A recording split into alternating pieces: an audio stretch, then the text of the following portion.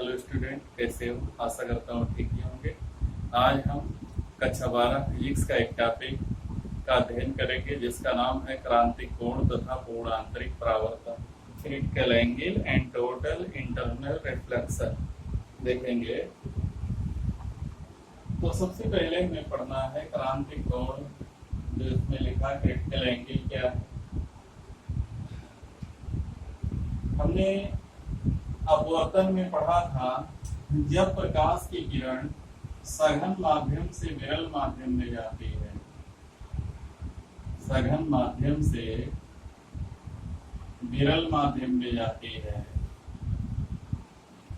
तो प्रकाश की जो किरणें होती हैं वो अभिलंब से दूर हट जाती है। यहाँ M1 M2 दो माध्यमों का सीमा पृष्ठ है और ऊपर सघन माध्यम है, नीचे विरल माध्यम है।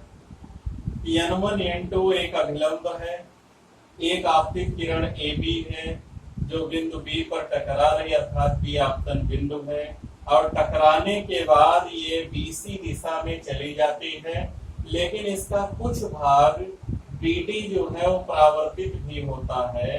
तो जब कोई प्रकाश की किरण एक पारदर्शी माध्यम से दूसरे पारदर्शी माध्यम में जाती है, तो दोनों माध्यमों के सीमा पृष्ठ पर जहां टकराती है उसके लगभग 98% किरण का अपवर्तन हो जाता है तथा शेष 2% लगभग परावर्तन हो जाता है। तो कुछ इसका आंशिक भाग परावर्तित हो जाता है और लगभग समस्त भाग अपवर्तित हो जाता है। और ऐसी स्थिति में हम जानते हैं कि जो कोण I है वो छोटा है, कोण R का मान बड़ा है।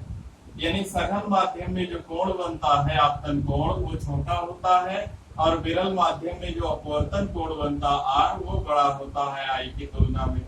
यदि हम कोण I को बढ़ाएं तो R थोड़ा सा उससे ज्यादा बढ़ेगा। आपतन कोण I का मान बढ़ाने पर R का मान और अधिक बढ़ जाता है, काफी ज्यादा बढ़ जाता है। तो एक कंडीशन ऐसी आएगी जब हम I को बढ़ाएंगे तो R जो है वो 90 अंश हो जाएगा। यानी कोण I को बढ़ाने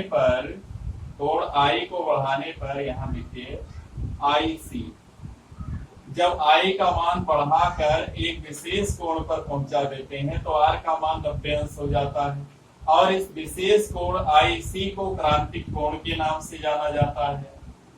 तो क्रांतिक कोण क्या है? जब प्रकाश की कोई किरण एक सघन माध्यम से विरल माध्यम में जाती है तो आपतन कोण I का मान अपवर्तन कोण R से छोटा होता है। यदि हम आपतन कोण I को बढ़ाते जाएं तो एक विशेष आपतन कोण IC के लिए कोण R का मान 90 अंश हो जाता है। इस विशेष आपतन कोण IC को क्रांतिक कोण कहते हैं। तो क्रांतिक कोण क्या है? क्रांतिक कोण सघन माध्यम में बना वह आपतन कोण है जिसके लिए विरल माध्यम में अपवर्तन कोण का मान 90 अंश होता है। क्रांतिक कोण सघन माध्यम में बना वह आपतन कोण है जिसके लिए विरल माध्यम में अपवर्तन कोण का मान 90 अंश हो जाता है। यदि अब हम आपतन कोण IC से भी बड़ा कर दें, इस कोण को IC जो है क्रांतिक कोण उससे भी थोड़ा सा ज्यादा कर दें, तो प्रकाश की किरण जो विरल माध्यम में जा रही थी वो बिल्कुल नहीं जाती है, और ये जो BD और BC दोनों एक ही रेखा से होकर जाने लगती है, और इसको हम कहते हैं परावर्तन। यानी जिस माध्यम में आ रही उसी में लौट गई, विरल माध्यम में जा ही नहीं रही है, तो इसको हम कहते हैं पूर्ण आंतरिक परावर्तन। तो इतना कहीं, यदि जब प्रकाश की कोई किरण सघन माध्यम से विरल माध्यम में जाती है तो प्रकाश की किरण अभिलंब से दूर हट जाती है। इस स्थिति में आपतन कोण I का मान अपवर्तन कोण R से छोटा होता है। यदि हम आपतन कोण को I को बढ़ाते जाएं तो एक विशेष आपतन कोण I के लिए अपवर्तन कोण का मान 90 अंश हो जाता है। इसे हम क्रांतिक कोण कहते हैं। क्रांतिक कोण सघन माध्यम में बना हुआ आपतन कोण है जिसके लिए विरल माध्यम में अपवर्तन कोण का मान 90 अंश होता है। यदि हम आपतन कोण को क्रांतिक कोण से बड़ा कर दें तो प्रकाश की किरण विरल माध्यम में बिल्कुल नहीं जाती है, उसका संपूर्ण भाग सघन माध्यम में ही वापस लौट आता है। इसे हम पूर्ण आंतरिक परावर्तन के नाम से जानते हैं। ये हो गया हमारा क्रांतिक कोण और पूर्णांतरिक परावर्तन। अब इसके बाद है क्रांतिक कोण और अपवर्तनांक में संबंध। क्रांतिक कोण और अपवर्तनांक में संबंध देखते हैं। दो शर्त है इसमें कि पूर्णांतरिक परावर्तन कब होता है। तो पहला तो प्रकाश की किरण सघन माध्यम से विरल माध्यम में जाना चाहिए। प्रकाश की किरण सघन माध्यम से विरल माध्यम में अगर जाएगा तभी पूर्णांतरिक परावर्तन होगा, अन्यथा नहीं होगा।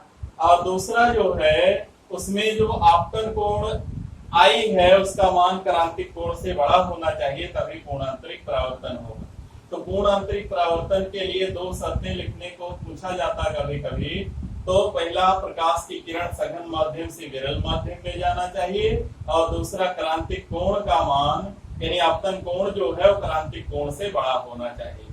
तो अब हम देखते हैं अपवर्तनांक और क्रांतिक कोण में संबंध क्या है। हमने पढ़ा था स्नेल का नियम। स्नेल के नियम के अनुसार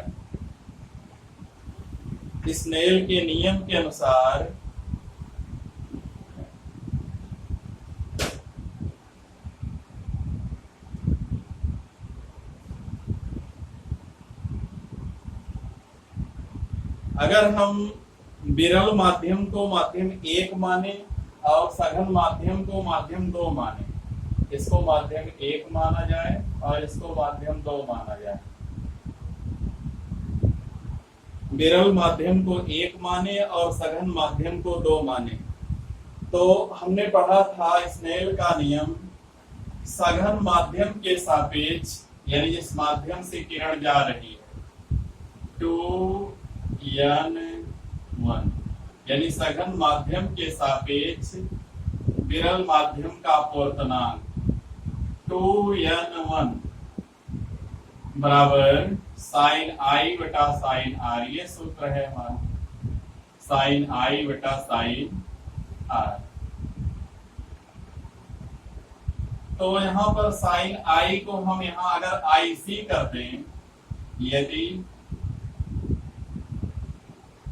कोण आई बराबर कोण आई सी यानी क्रांतिक कोण कर दें, क्रिटिकल एंगल कर दें, तो कोण आर बराबर तुरंत 90 अंश हो जाएगा। तो मान रख लें 2n1 साइन आई सी या केवल साइन सी लिख सकते हो बटा साइन 90 अंश, साइन 90 अंश। साइन 90 अंश का मान 1 होता है, 2n1 साइन आई सी बटा 1। अब क्या करेंगे, 2n1 बराबर साइन आई सी। बुक में कहीं कहीं साइन सी लिखा हुआ है, तो आई सी और सी में कोई अंतर नहीं। या अगर 1n2 करें, 1n2 1 बटा साइन आई सी। ये है अपवर्तनांक और क्रांतिक कोण में संबंध। विरल माध्यम के सापेक्ष सघन माध्यम का अपवर्तनांक बराबर 1 बटा साइन आई सी। और हमने पढ़ा था कि चूंकि जो 2n1 होता है, 2n1 बराबर 1 बटा 1n2 के बराबर होता है, इसीलिए दोनों जब यहाँ 1n2 कर दिए इधर भिन्न उल्टी हो गई। तो बस ये जो है अपवर्तनांक और क्रांतिक कोण में संबंध है।